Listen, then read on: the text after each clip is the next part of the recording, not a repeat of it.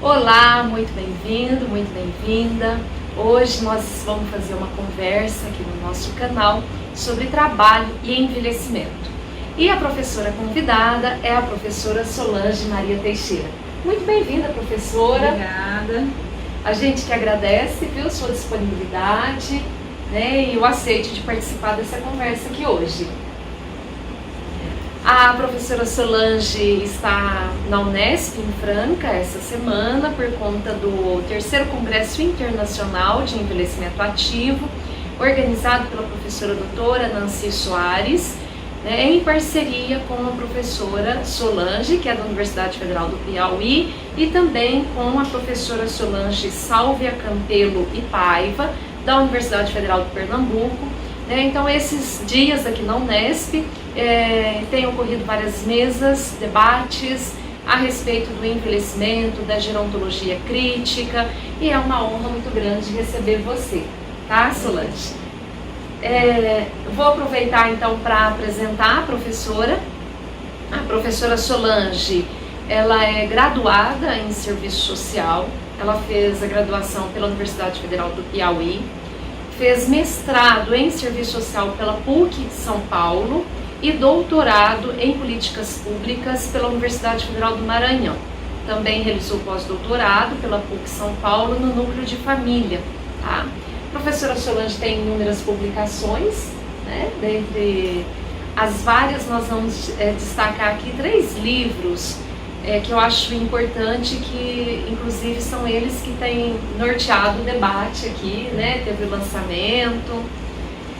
Um dos livros, Envelhecimento no Tempo do Capital, foi publicado pela editora Cortez em 2008 e é resultado da sua tese de doutorado.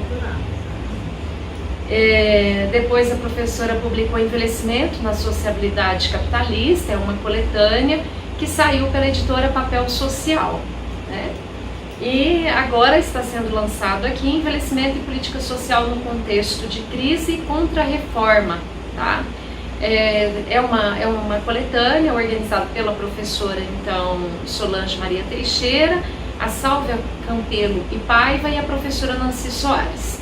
Então nós vamos começar essa conversa pedindo para você, né, Solange, falar um pouquinho para quem está nos assistindo a relação, né, trabalho e envelhecimento. Como que você vê isso? Boa tarde, né? Na verdade, essa discussão do trabalho e envelhecimento, ela é fundamental para a gente compreender as diferentes formas de se envelhecer na sociedade capitalista, né? Então, o trabalho, ele é um eixo estruturador da vida em sociedade.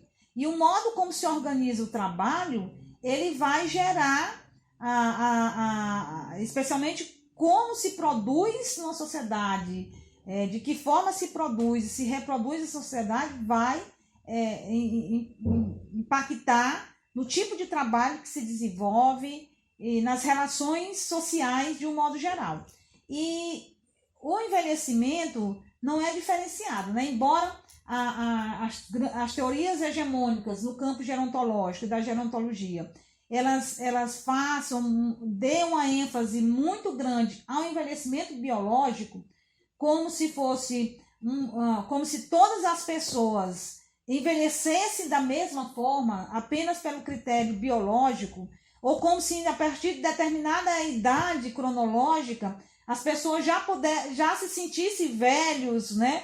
Ou tivesse comportamento semelhante para esse grupo etário, né? Então, na verdade, a gente tende a desmascarar. Claro, a gente lida sim com os determinantes biológicos, mas compreende que esses determinantes não são únicos, né?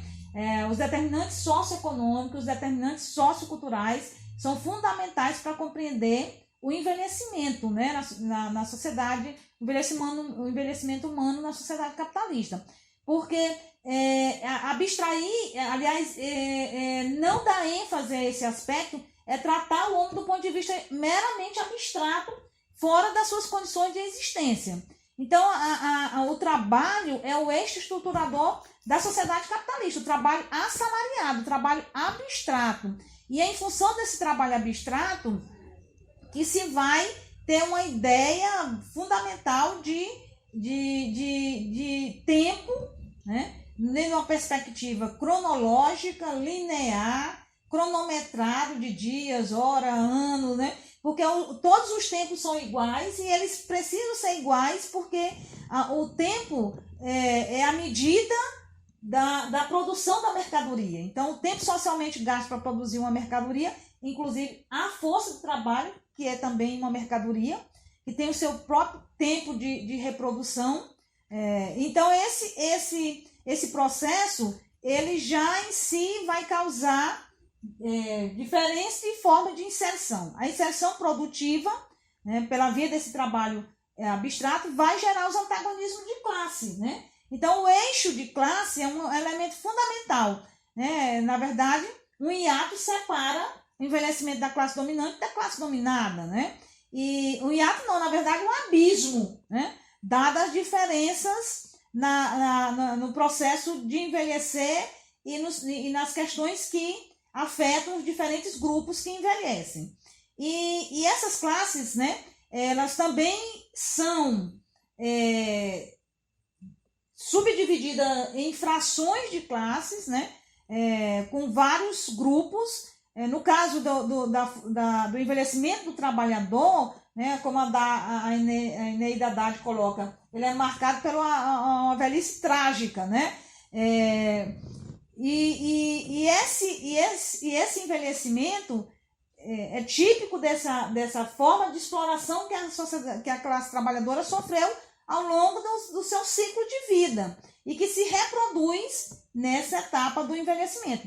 Então, essas frações de classe, né, como eu sempre coloco, se você é trabalhador em condição estável, trabalho formal, com a proteção das leis trabalhistas, com a proteção dos direitos sociais, você envelhece sim, ainda explorado, muitas vezes submetido a situações de pobreza, porém com situações mais estáveis, né, e com menos agravos em vários aspectos, tanto no físico, na doença física, mental e psicológica, né, e várias outras situações que vão agravar esse quadro quando você está protegido ou desprotegido. A fração da classe trabalhadora que vive na superpopulação relativa, que é a população excedente gerado por essas desigualdades da sociedade capitalista, né,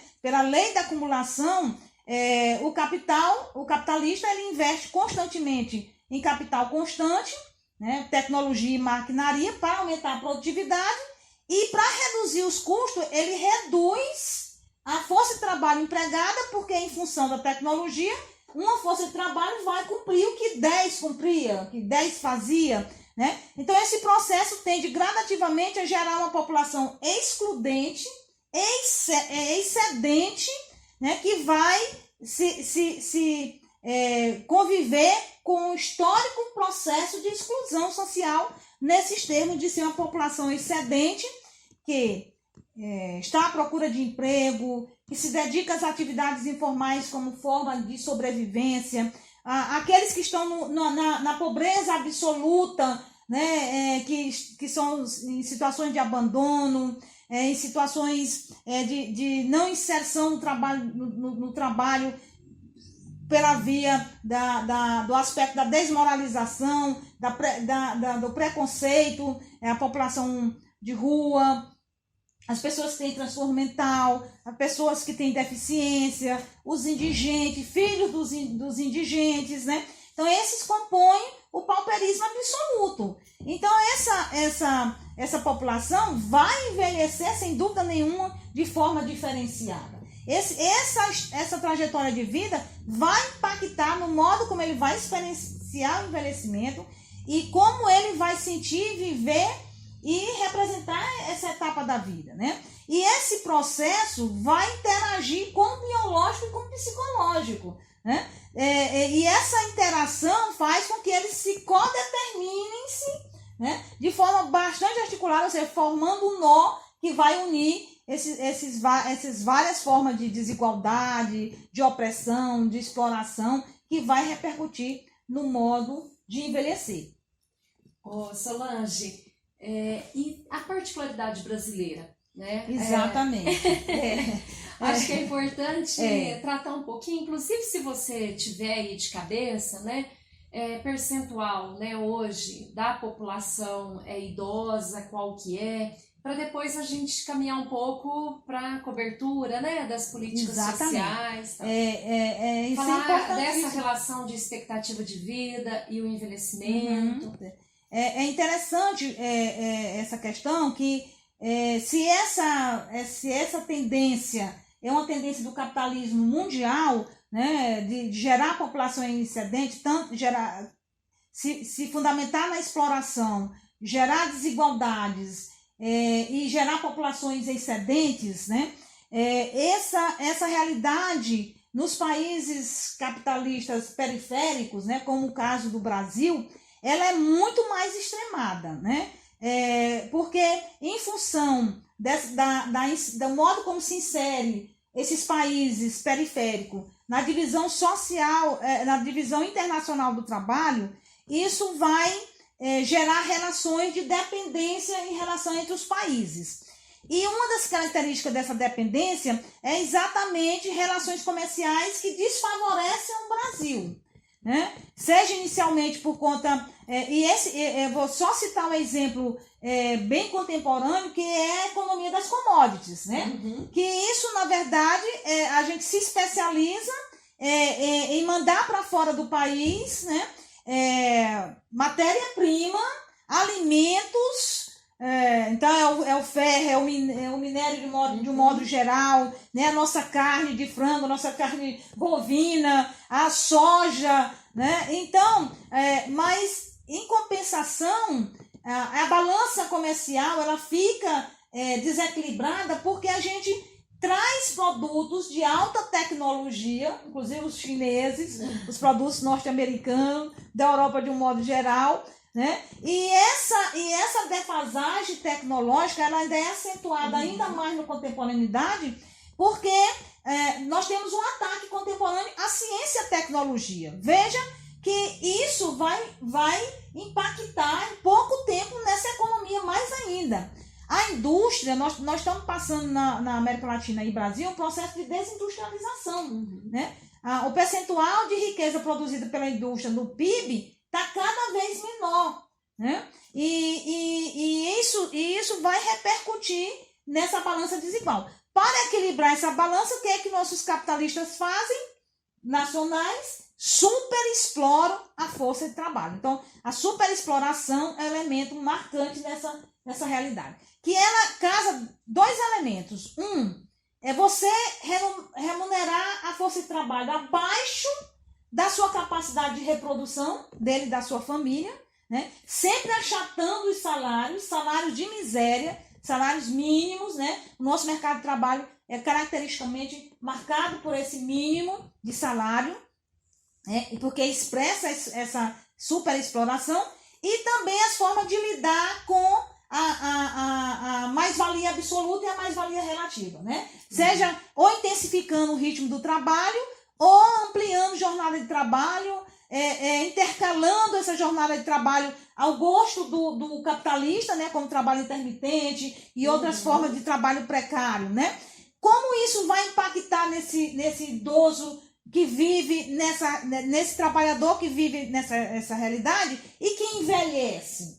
Com certeza, muito mais marcante o processo de desgaste físico, envelhecimento físico e orgânico, biológico, doentio, né? Por conta de que esse ritmo de vida, você não pode ter uma alternativa de vida saudável, que faça atividade física, né? Com qualidade, com alimentação X, Y, Z, que são saudáveis. Isso realmente vai repercutir nesse envelhecimento doentio, principalmente com doenças crônicas que são facilmente controladas, porém a dificuldade de acesso ao serviço público, a informação, o baixo nível educacional, informacional dessa população, deixa ela refém desse processo. Então, como é que essa classe trabalhadora envelhece, né? É realmente como a Haddad diz, é uma tragédia, né?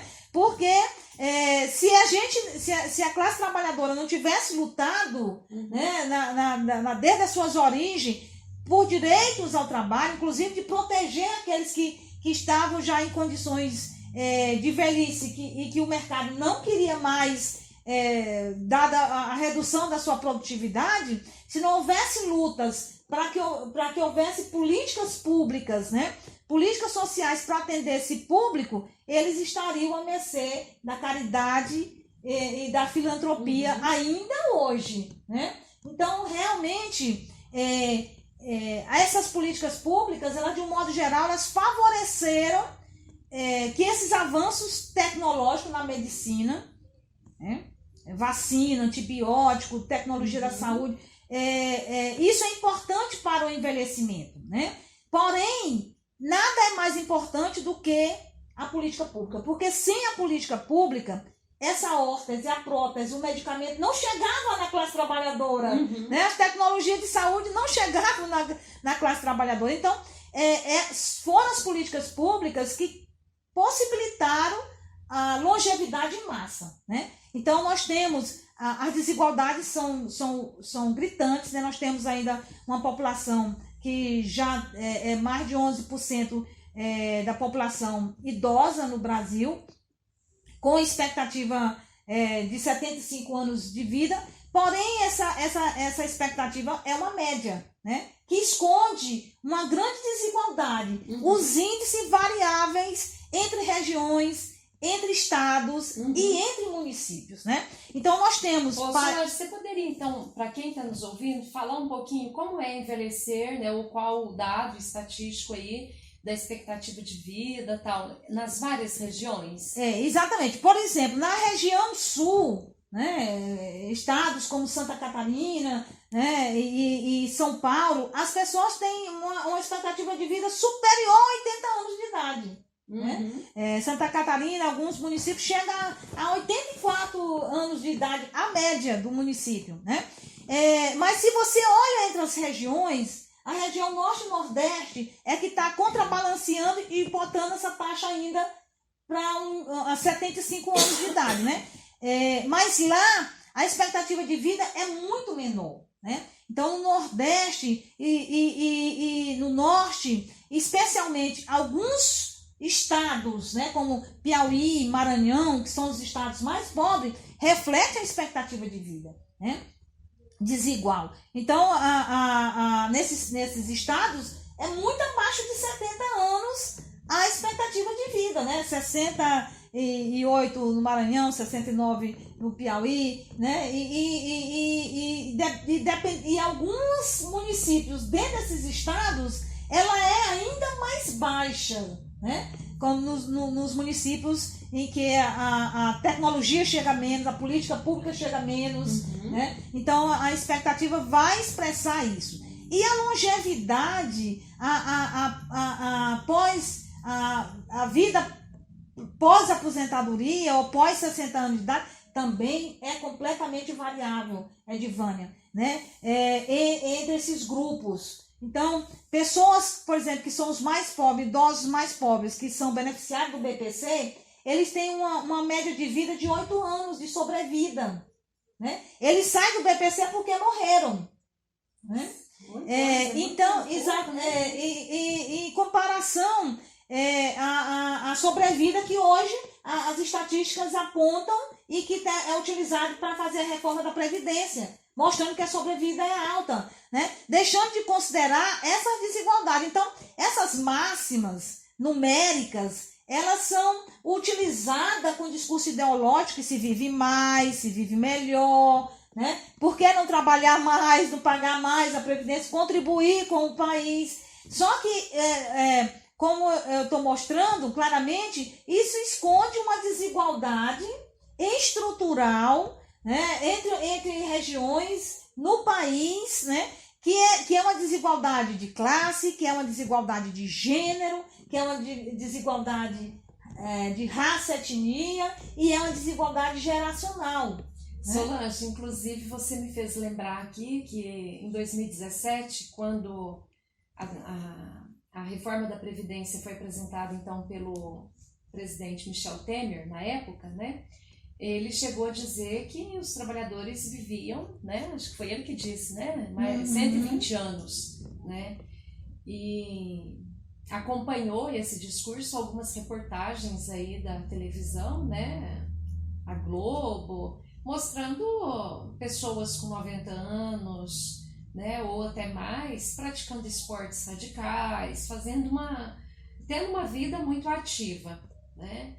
E ao passo que a grande maioria da população que envelhece, né, dos idosos, não tem essa condição, não tem essa aceitação no mercado de trabalho, até pela condição de desgaste já. Né? Eu queria que você falasse um pouco. Na verdade, Divânia, a homogeneização ela é uma principal estratégia ideológica, né? E tem sido uma estratégia desse neoliberalismo ultraconservador, ou esse neoliberalismo totalitário, de homogeneizar, né? E mascarar diferenças. Então, esse é um processo que no envelhecimento é muito típico, né? Então, se passa a ideia que dos centenários e pessoas utilizando, vivendo bem essa etapa da vida com seus 80 anos, 90, ainda praticando esporte, frequentando universidade. Então, a generalização desse tipo de imagem da velhice é extremamente ideológica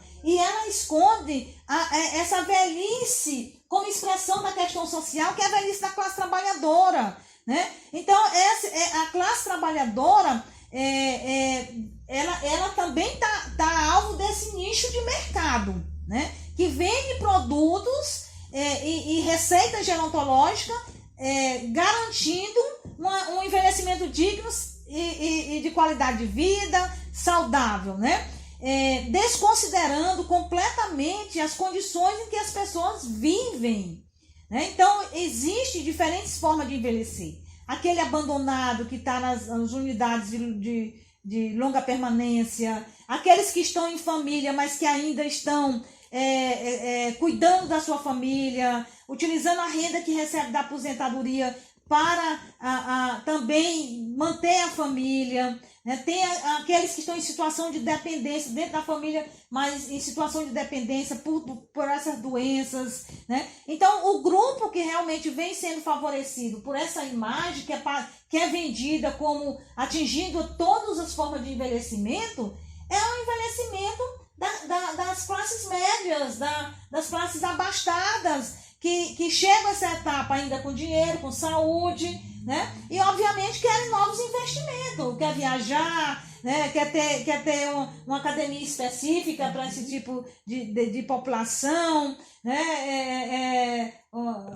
Os programas específicos. O grande problema é a generalização, a homogeneização que esconde essas desigualdades, né? E numa realidade como a brasileira, isso até é um crime. Você esconder as desigualdades, né? Esconder a diversidade, porque ela é inerente da nossa formação capitalista e da nossa formação socioeconômica, né? Já bem anterior ainda ao capitalismo. Certo. Solange, no mercado de trabalho, a gente tem acompanhado um pouco, inclusive trabalhadores que eu atendi aqui no sindicato através de um trabalho de extensão no Sindicato dos Sapateiros. O que a gente observava? Trabalhadores acima de 40 anos, eles são considerados velhos para o emprego formal, né? Aquela empresa, às vezes o trabalhador estava já há bastante tempo, ele vai completando aí a casa dos 40, né? Eles são demitidos, mesmo com histórico ali de trabalho, de produtividade, né? De dedicação. Inclusive, um dos sofrimentos era essa sensação de injustiça, porque passou muito tempo, se dedicou, não teve férias muitas vezes, tal.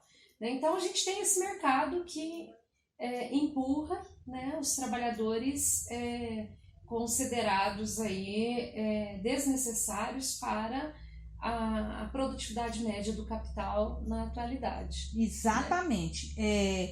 E esta realidade, ela atinge tanto os homens como as mulheres, né? Os homens, a partir de 50 anos de idade, a maioria dos homens, mais de 50% dos homens no Brasil, se dedicam a atividades de negócios próprios, né? Então, exatamente, mais de 50% desses homens. Porque eles não encontram outra alternativa, a não ser fazer um investimento de um pequeno negócio. Muitos com certeza quebram, reabrem novamente, né, dentre outras coisas, porque eles são excluídos do mercado de trabalho, eles já são considerados velhos demais, né? Então, sequer completaram os 60 anos e já são considerados velhos demais para o mercado de trabalho, né? Porque o mercado de trabalho quer a força de trabalho no vigor das suas forças físicas, né?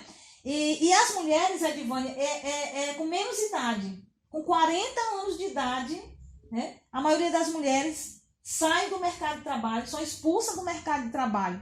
E contrário dos homens que se dedicam aos negócios de forma autônoma, essas mulheres se dedicam, a grande maioria, em atividades de alto consumo, né? São aquelas vendinhas que você faz na porta de casa, a consultora do Avon, do Jequiti, da Paué, exatamente, que é a atividade de alto consumo, porque não dá sequer para ser o consumo da família, né? Então, o nosso mercado de trabalho, ele é muito desigual, né? Ele tem alta rotatividade, né? A média da permanência do trabalhador no mercado de trabalho é de 2 anos, né? Então, ele já sai do emprego, ele já é jogado fora, né? Claro que isso é uma média, né? Tem uns que ficam mais, outros que vão ficar bem menos, né? E essa alta rotatividade também se associa a baixos salários, a média é de 2 salários mínimos, né? Nesse processo. Extremamente desigual, mulheres ganham menos do que os homens, né? Exercendo as mesmas atividades. Se essas mulheres forem negras ou homens negros, também estão bem abaixo, né? Uma mulher negra com a mesma atividade, ela recebe menos do que uma mulher branca na mesma atividade que é a negra. Então, essas desigualdades não podem ser esquecidas no processo de envelhecimento. Você não pode dizer que agora eu completei 60 anos de idade, todo mundo vai envelhecer de forma homogênea, porque está previsto pela genética, para a espécie, né? Porque o envelhecimento começa a partir dos 30 anos. As condições de vida, de trabalho, né? A redução da funcionalidade do organismo começa dos 30 anos em alguns órgãos, como se a realidade externa, né, não tivesse qualquer impacto nesse processo biológico, né? Então, isso realmente é o que a gente tende a desmistificar, né? E também desmascarar o discurso utilizado para garantir as reformas, né? Como a reforma da Previdência, nessa lógica de que a sobrevida é maior, a expectativa de vida é maior, a população chega aos 60 com melhor qualidade de vida, né? Então, esse processo mascara as desigualdades entre gênero, raça, etnia, regionais, né? Então, isso é um discurso que, como eu já ressaltei, desse neoliberalismo totalitário, né, que mascara essas desigualdades, né, e vem desenvolvendo um ódio às diferenças em todos os aspectos das vidas familiares, né, das diferentes formas de sexualidade, né, o ódio, o racismo, né? Então são situações que estão voltando à tona, né? A intolerância religiosa, né, por conta desse avanço do neoconservadorismo, né? De valores extremamente conservadores que estão guiando o mundo. Não é só no Brasil, né? Mas a gente vê nos Estados Unidos, no Brasil, na América Latina, né? Chile, Argentina e outros países também europeus, né? Que vem mostrando claramente essa farsa conservadora, né, que está passando por cima das diferenças, né? Então, hoje, qualquer diferença, qualquer crítica, qualquer desacordo com a política governamental, você já é acusado de comunista, né?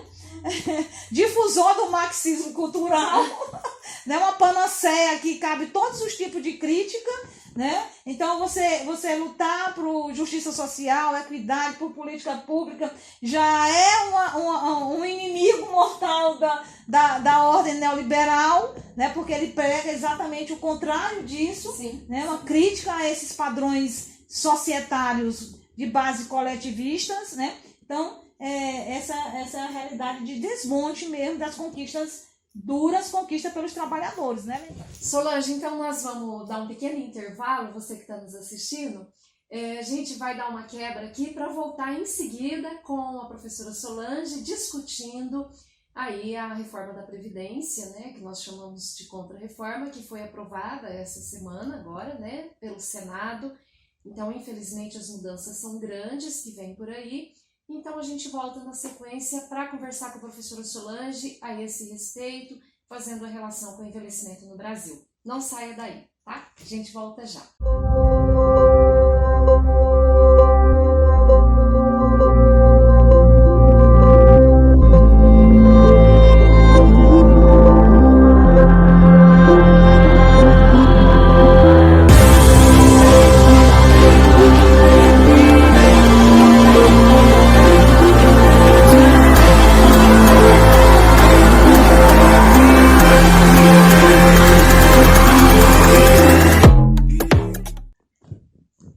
Estamos de volta aqui com a professora Solange e nesse segundo bloco nós vamos conversar sobre a contra-reforma da Previdência. Professora, essa devastação que está sendo anunciada, né, com a aprovação da PEC 06/2019, quais são os seus impactos para a população idosa e para a população que vai envelhecer? Que vai envelhecer. Na verdade, a gente tem impactos na população que está próximo dos 60 anos, né? Porque essas regras de transição, elas vão ampliar o tempo de trabalho dessas pessoas, né? Porque, diferente das regras anteriores que eles entraram, ela vai atingir ainda essa geração que ainda vai envelhecer, né? Que hoje é jovem, mas que também com essa reforma vai ficar profundamente atingida no seu envelhecimento, né? E ela vai atingir em menor etapa os que já estão velhos e que já têm benefícios, né? Já têm um direito garantido.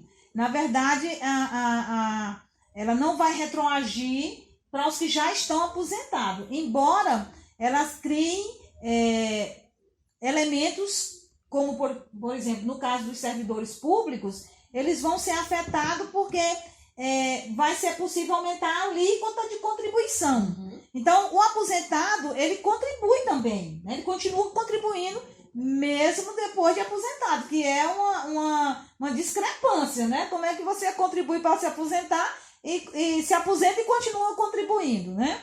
E com o aumento das alíquotas, vai diminuir o que ele recebia antes, né? Do mesmo jeito, o aumento da alíquota para quem está na ativa vai significar um rebaixamento dos salários, né? Então, essa reforma, na verdade, ela é nefasta, né? Essa ampliação do tempo de contribuição, especialmente para as mulheres, mas também ela vai atingir homens e mulheres, embora ela atinja mais as mulheres, especialmente porque as mulheres... no caso da aposentadoria por idade, né, que de 15 e 20 anos, né, a partir da reforma, a grande maioria quem utiliza esse tipo de benefício, aposentadoria por idade, são mulheres, né? Porque exatamente essas mulheres, o fato delas serem a cuidadora, né, socialmente e culturalmente delimitada como as cuidadoras, né, e o fato de elas terem o ciclo reprodutivo faz com que e a gente ter um estado com pouca oferta de serviços e benefícios para a população. O que nós vamos ter? Essa mulher ela vai entrar e sair do mercado de trabalho por vários momentos. Quando ela tem filho, ela não tem creche para deixar. Então, antes do menino completar, ou menina completar 6 anos, que já vai entrar no ensino fundamental, ela não tem onde deixar. Então, ela sai do trabalho. Esses 6 anos, ela não vai contribuir para a Previdência. Depois, ela retoma, e se o marido adoecer, se o pai ou a mãe dela ficar doente, é ela que vai sair de novo do mercado de trabalho para cuidar, né? Então, isso faz com que a maioria dessas mulheres chegue aos 60 anos de idade e não tenha, ou tenha no máximo 15 anos de trabalho registrado, né? Contabilizado para a Previdência. Então, esse é um processo que, de fato, ao atingir essa mulher, ampliar essa idade, deixa de considerar o que a nossa Constituição adotou, que é a equidade, né? Tratar os diferentes como diferentes. O trabalhador rural, né? O trabalhador pobre que não pôde contribuir com o BPC, a mulher, né? Que tem esse trabalho doméstico, pessoas com deficiência, né? E é tudo isso que foi atacado e foi desconstitucionalizado, né? A questão da Previdência, e que rompeu com o pacto que deu origem à Previdência, inclusive como política de seguridade social. Então, quando você fecha na relação contribuinte e contribuição, você tira a assistência do rol das políticas de seguridade social para mantê-la como seguro social, né? Então, uma das vantagens, assim, que os vários, como é que se chama, aquelas que os deputados vão alterando o texto do governo, que foi primeiro para a Câmara, né, depois para o Senado. As comissões.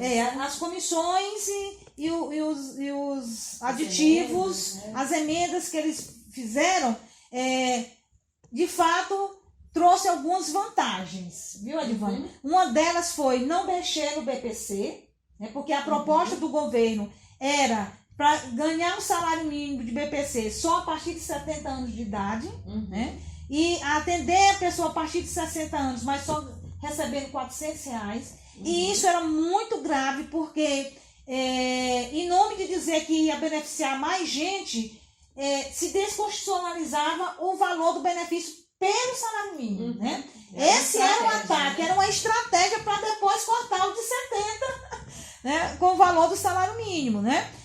Também não se alterou a aposentadoria rural, porque a ideia era que o aposentado de economia familiar ou o trabalhador pudesse contribuir não só com a comercialização, mas anualmente ele pagasse um boleto no valor de R$800, R$900, que durante 15 anos, né, uma contribuição durante 15 anos, que de fato ia atingir brutalmente o trabalhador rural e a trabalhadora rural, né, porque eles não têm esse recurso.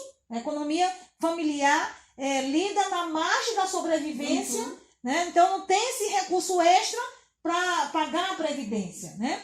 Então isso seria muito mais grave se tivesse passado um desenho da proposta oficial, né? Então, isso foram questões que, de fato, pelo menos a coisa não fosse pior do que realmente estava previsto, porque ela, de fato, ia atingir aqueles de menor renda, né? Trabalhador rural, trabalhador urbano, nesses trabalhos precários, né?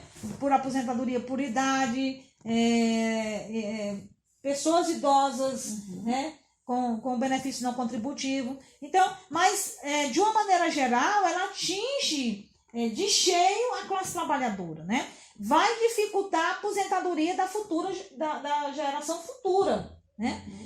E também para os que ainda já entraram numa regra, mas não tem uma idade de 50 anos, né, como estava previsto, vai ter que atender essa regra, né? Quem está mais próximo da aposentadoria tem apenas a regra de transição. Então, isso vai significar 40 anos de contribuição. Né? Eu queria que você conversasse um pouquinho sobre isso, né? 15 anos de contribuição, né, para a mulher, né? 20 para o homem. 20 para o homem, mas não dá direito à totalidade das contribuições.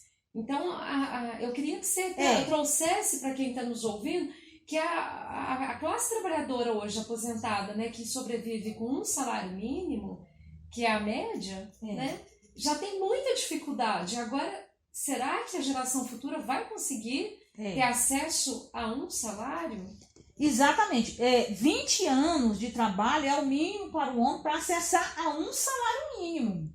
Né? E para a mulher, 15 anos para acessar a um salário mínimo. Né? Então, a média, ele vai ter que trabalhar 40 anos, demais terão que trabalhar 40 anos, serviço público e do serviço privado, para ter o teto do benefício. Né? Porque se você se aposentar antes, né, completar a idade, o tempo de contribuição, mas não anteriormente previsto, nesse caso você pode até ainda se aposentar, mas sem integralidade, né, ou sem o teto, sendo calculado. E esse cálculo também aumentou, né, o tempo para fazer o cálculo da quantidade de salários que você recebeu para calcular o que você poderá ter acesso, né? Então, mas outras questões foram duramente afetadas. As pensões, né? As pensões também foram atingidas, né? Só pode acumular pensão e aposentadoria quem receber um salário mínimo em cada um, né? As pensões vão ser de 50%, né? Se você morrer na ativa, né? Infelizmente você nem recebe, os seus filhos não vão receber pensão. Isso é um crime, porque nós temos um caso de acidente de trabalho. Lembrando que no Brasil a gente tem uma alta letalidade pelo trabalho. Exatamente. A cada 3 horas, a estatística oficial, que é da Previdência, morre um trabalhador. Exatamente. Né? Então, veja, é uma organização do trabalho que mata. Exatamente. E agora, se morreu trabalhando ou se morreu, né, e não está aposentado ou não tem um tempo de contribuição, a família não vai receber. Exatamente. Essa crime. proposta porque pela proposta o INSS só vai lidar com pensões e aposentadoria, né? E acidente de trabalho, essas outras formas, ele vai ter que ter outra forma terceirizada, privada, para lhe garantir, né? Porque o INSS não vai garantir esses aspectos. Então, se você for aposentado e tiver cônjuge ou filhos menores, né?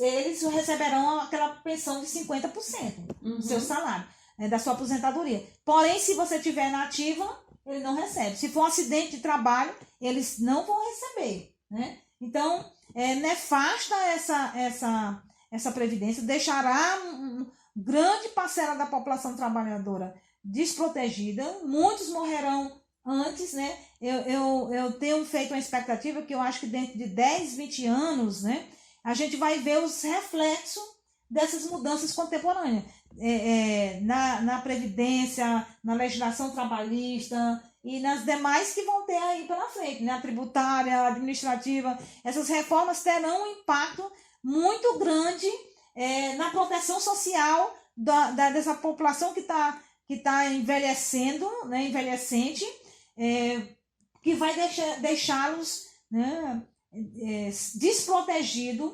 Isso vai reforçar a histórica característica do familismo das nossas políticas, né, que sempre espera que a família cubra, que a família cuide, né? Então, isso é um elemento, inclusive, Divânia, que a gente tem vivido contemporaneamente, o que se tem chamado da crise do cuidado, né? Porque as famílias estão mais pobres, lutando pela sobrevivência, né? As famílias estão menores, né? portanto, essa população hoje, as mulheres, os casais têm menos filhos, né? Então, nós não, em pouco tempo, nós não teremos mais os cuidadores, né? Nós já não temos mais o cuidador integral, né? A mulher não pode mais se dedicar integralmente ao cuidado, sob pena dela ficar na pobreza, não ter o futuro da sua velhice garantida pela assistência, nem pela previdência, né? Então, isso tem gerado uma crise do cuidado, porque também a política pública não tem se preparado para oferecer a oferta de cuidados no âmbito familiar, no âmbito doméstico, nas unidades públicas, né?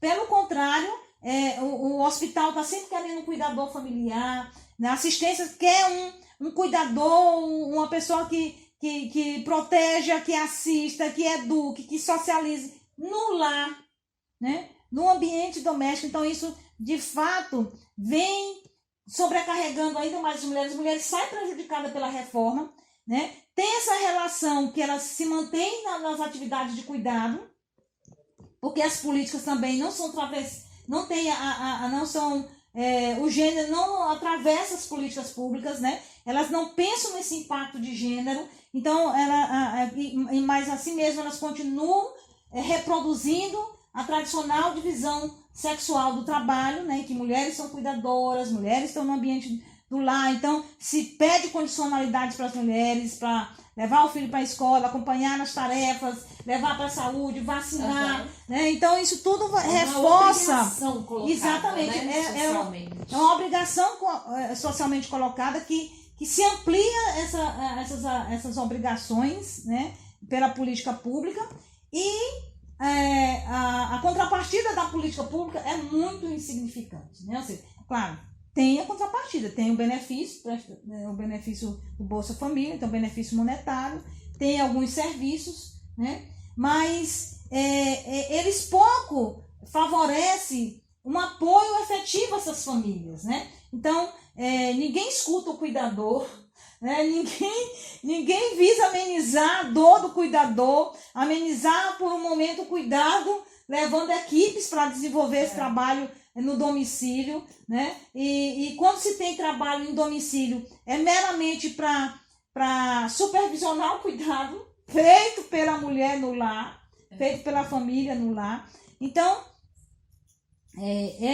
Solange, eu quero, na sequência, pedir para você abordar um pouco mais, que você tem feito trabalhos, né, nessa área do cuidado, sobre as cuidadoras. Mas eu estava querendo fechar esse bloco, né, com a questão da Previdência, e aí eu fiquei pensando, enquanto você estava falando, que hoje nós já temos dificuldades, por exemplo, de encontrar vagas em instituições de longa permanência para idosos que não tem quem cuida. Então você fala, né, que hoje as famílias já não têm mais, não são numerosas, então não tem aquela quantidade de pessoas que podem dividir esse cuidado. Exatamente. Em geral, sobrecarrega a mulher. Então, nós já temos muitas situações que empurram aquelas pessoas que não conseguem mais sobreviver com autonomia, né? Fazer o seu próprio cuidado. Não tem quem faz, então vai para uma instituição. Então, hoje, com a aposentadoria de um valor de um salário mínimo, a gente já tem dificuldade de vagas, né? Nós temos também dificuldades, às vezes, no seio das famílias, da presença dessa pessoa idosa, ainda que essa aposentadoria auxilie na socioprodução daquela família, na manutenção, né? Inclusive das crianças, né? Esses idosos têm um papel fundamental. Mas ainda assim existem dificuldades. E aí, dentro da reforma da Previdência, a gente tem essa questão da idade condicionada com o tempo de contribuição. E se não contribuir por 40 anos, vai recebendo 60, gradual, né? Então, 15 anos, a partir de 20 anos, você vai, né, gerando aí um percentual que dá direito até os 40 anos, né, de conseguir os 100%, da contribuição. Mas com essa média mais baixa, né, de 20 anos e a idade, são 60% das contribuições. Isso quer dizer que nós vamos ter um rebaixamento imenso. Exatamente. Então eu queria que você fizesse essa discussão, se nós vamos ter abandono de idosos, a falta de autonomia, o silenciamento, o desprezo, que gera um sofrimento imenso, né? Um modelo de sociedade que descarta o ser humano. Exatamente. Exatamente, Edivânia, sem dúvida nenhuma, isso vai afetar de uma maneira geral o modo como as pessoas envelhecem, né? E a proteção que elas terão, né?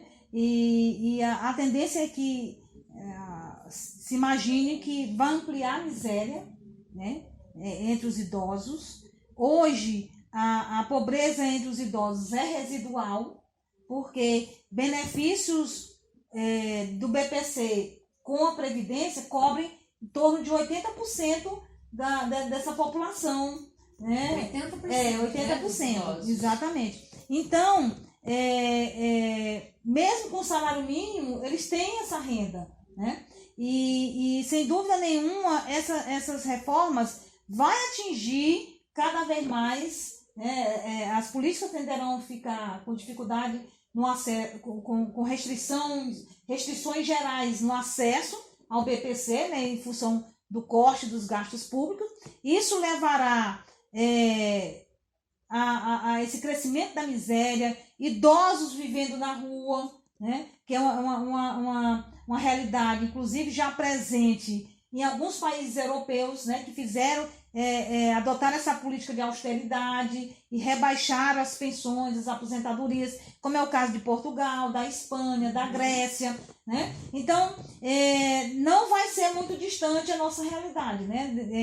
Em pouco tempo, dadas essas dificuldades deles acessarem o benefício de prestação continuada, dificuldade de trabalhar, né, por 40 anos, porque ele é expulso antes, né? Não é que ele não queira nem deseje, talvez, né, para sua própria manutenção, mas é porque ele é expelido antes, né? Ele é jogado para fora antes. Então, muitas vezes adoece, não tem mais condições de trabalhar, né? E então isso vai, sem dúvida nenhuma, acarretar mais abandono. A gente não tem um investimento público em instituições de longa permanência, né? A maioria das instituições existentes são não governamentais, né? Embora recebam recursos públicos, mas é limitada a questão do acesso, né? É só para aqueles que não têm família, o que mostra claramente que a família vai ter que assumir de algum jeito, né? Isso com certeza vai aumentar situações de violação de direito dessa pessoa idosa, violências de diversas formas, negligências, né? Maus tratos dos idosos, então, ou abandono completo desses idosos, né? E famílias que não tem como cuidar, nem tem recurso para ter um cuidador, não tem como cuidar, porque não pode optar entre cuidar e trabalhar, porque se o idoso, hoje essas famílias ainda estão cuidando, né? Mesmo com toda essa dificuldade, porque o idoso recebe a renda. Então, essa renda que ele recebe mantém pelo menos minimamente aquela família. Né? Quando chegar o momento desse idoso não conseguir acessar a essa renda, né? E aí isso fazer com que os mais jovens que poderiam estar cuidando tenham que ir para a sobrevivência, quem vai cuidar desses idosos? Né? Se nós não temos política pública de acolhimento desses idosos, nem investimento nesse aspecto. Porque a tendência da política pública é encolher, né? Com a emenda constitucional 95, o congelamento por 20 anos, né? Vai afetar drasticamente essa população, especialmente a saúde. A saúde já está completamente afetada pelo desinvestimento na saúde, né? E aí dificuldade de acesso, idosos que passam, mesmo sendo um público prioritário, mas que passam um mês para ter uma consulta, não sei quantos meses para fazer um exame, se estão acometidos por câncer, tem o tratamento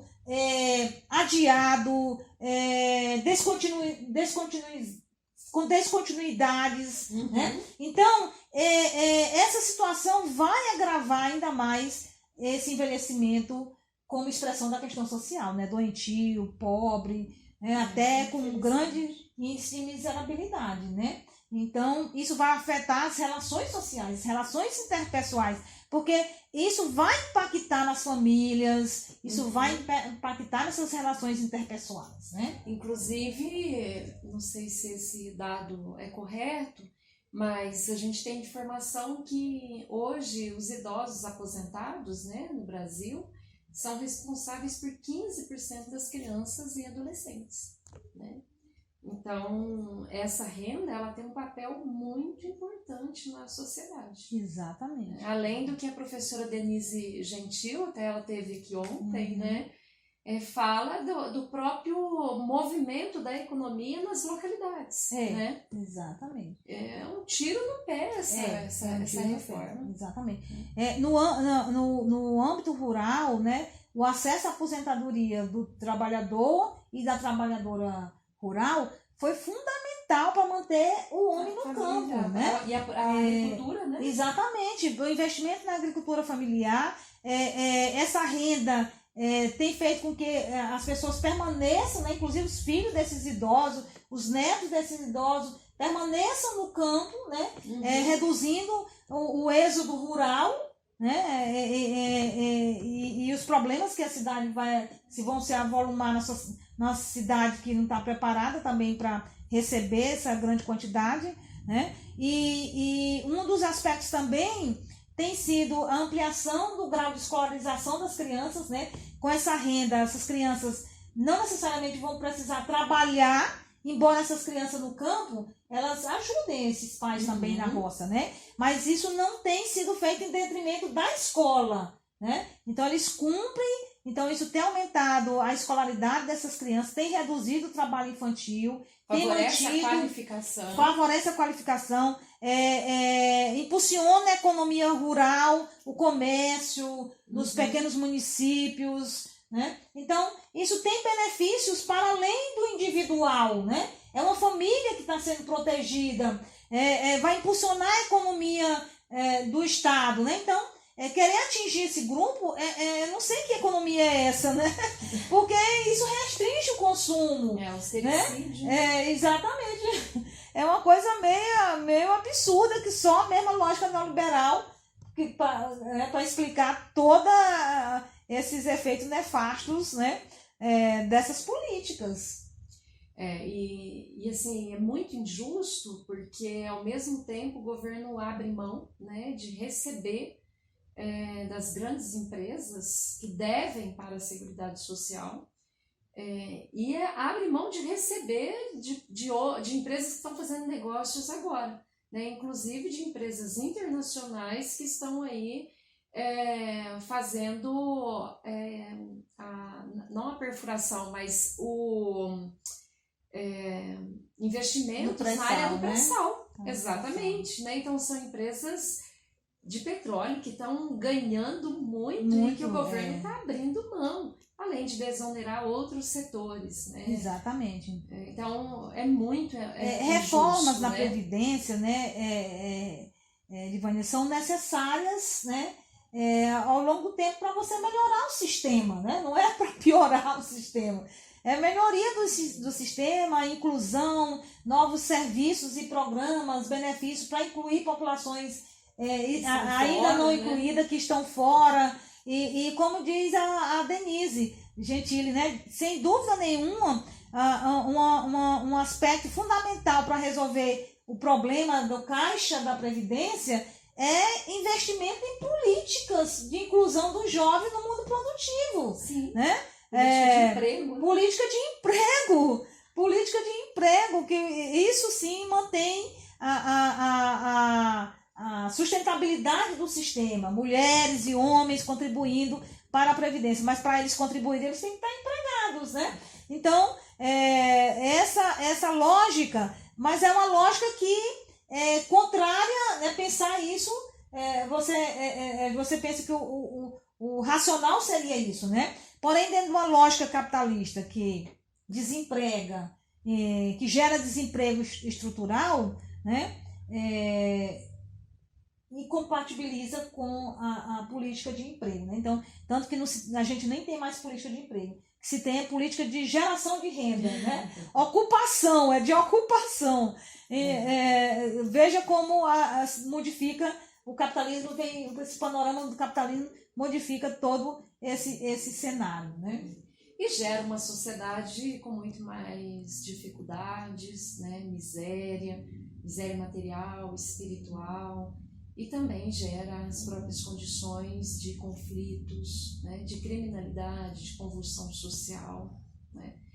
Bom, mas para a gente não fechar, de fato, eu queria que você falasse um pouco do trabalho, né, dos cuidadores e das cuidadoras, já dando a ênfase para essa atividade, para a questão de gênero, né? O cuidado, né, especialmente na sociedade brasileira, ela tem sido eminentemente um trabalho de mulheres, né, totalmente invisibilizado, né, elas nem recebem por esse cuidado, esse cuidado não contabiliza como trabalho, né, porque ele está em volta de uma invisibilidade, da questão da subalternidade, da atividade de ser feita por mulheres, né? Então, a invisibilidade dessa dimensão é extrema e reproduz as desigualdades de gênero, mantém essas desigualdades de gênero, né? Que há espaço, na lógica que há espaço para homem, para mulher, que há atividades que é mais compatível com o sexo feminino, né? Então, isso se reproduz em larga escala, né? A profissão de cuidadores, ela é muito recente, ainda está em tramitação, né, o reconhecimento dessa atividade. Mas com essas desigualdades e com a baixa renda da maioria da população brasileira, isso deixa uma grande parte da população que não pode pagar por um cuidado formal, né? E ainda quando pode cuidar do trabalho, pode contratar o trabalho formal, isso sempre acarreta também mais trabalho para as mulheres, porque quem coordena todo o processo é a mulher.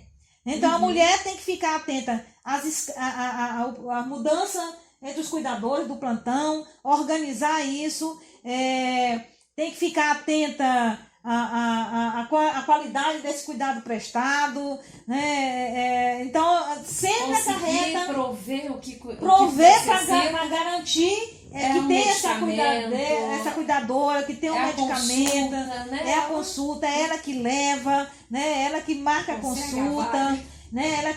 E ela ainda trabalha, né? Então na verdade uma lógica que é extremamente prejudicial à cidadania das mulheres, né? Mulheres que se dedicam exclusivamente ao cuidado, elas têm dificuldade para inserir-se no mercado de trabalho, e uma vez que ela sai, ela passa... hoje as pessoas estão vivendo muito, então tem gente que está acamado 10 anos, né? Não é 2 anos, é 10 anos. Então você ficar 10 anos fora do mercado de trabalho, você não volta mais, né? A não ser para as atividades de alto consumo, como eu já relatei aqui. Então, isso prejudica a cidadania das mulheres. O cuidado em tempo integral dificulta que elas invistam numa profissão, que elas estudem, que elas invistam em projetos individuais, outros, né? Que porventura ela possa desejar a seguir ou fazer, né? Então, essa atividade ela é muito massacrante, né? E uma característica hoje, Divânia, é que também essas mulheres que cuidam, grande parte delas são idosas, né? Mulheres idosas que cuidam do seu marido, mulheres idosas que cuidam de filhos com deficiência, com problema de saúde mental, né? Então, mulheres idosas que não podem sequer adoecer porque ela tem que voltar logo para o lar. Elas não querem nem ser hospitalizadas, mesmo precisando. Sim. Porque ela diz, quem vai cuidar em casa, né? E esse cuidado, ele tem custos, né? Custos financeiros, porque quem cuida em casa é que vai comprar a fralda, é que vai comprar o óleo, é que vai comprar o medicamento, né? Que vai... todos os custos financeiros são de quem cuida em casa, né? Uhum. E ele também tem custos emocionais, né? Quem cuida se debilita, fica mais triste, isolado, muitas vezes é um desgaste emocional, né? E você vê a pessoa declinando, doente, também desgasta emocionalmente a pessoa, né? Então, são vários custos do cuidado, inclusive do tempo que a pessoa dedica ao cuidado, são custos que as famílias estão arcando sozinhas, né? Uhum. Então, isso é uma sobrecarga muito grande para as famílias, né? Famílias menores, famílias endividadas, famílias na luta pela sobrevivência e, ao mesmo tempo, tendo que cuidar, né? Então, essas situações, não é à toa que saem as situações de negligência, de violência, de maus tratos, que são denunciadas, né? Porque, como diz, isso gera violências, inclusive violências familiares, né? Domésticas. Uhum. Então, as pessoas que estão fragilizadas nessa situação ficam alvo mais fácil dessas situações de violência, né? Então, essa sociedade que hoje tem dificuldade para cuidar, terá as gerações futuras que vão envelhecer, terão muito mais dificuldade de ter um cuidador. Então, as famílias unipessoais de idosos sozinhos, famílias chamados ninhos vazios, né, de casais de idosos que moram sozinhos, né, um cuidando do outro, são um crescente nessa realidade, né? Então, isso remete para a gente pensar quem vai cuidar dessas pessoas, né? Quando um morre, quem vai cuidar do outro? Né? Muitas vezes, as famílias pobres, elas fazem vários arranjos. É um vizinho ali que fica de olho, que cuida, mas tem as limitações porque ele também está cuidando da família dele, né? Então, isso vai deixar a mercê também uma parcela que vai envelhecer sem ter esse cuidador, né? E com políticas que estão sendo precarizadas e minimizada gradativamente, né? E que não investe no serviço do cuidado, não investe em serviços sociais de assistência nos domicílios, né? Ou nas unidades públicas, como CREAS, CRAS, né? A Previdência. A Previdência. Então, são situações que realmente vão sobrecarregar as mulheres, né? Manter a gente que vinha avançando, inserção no mercado de trabalho, né? A gente corre risco de regredir nesse processo, né? Inclusive nos níveis de civilidade. No nível de civilidade, exatamente. Solange, mas então agora para fechar, a gente pede para você deixar uma mensagem final para quem está nos assistindo. Eu gostaria de deixar como mensagem que, apesar de toda essa situação contrária ao avanço dos direitos e da afirmação da política social, que a gente não esmoreça, né?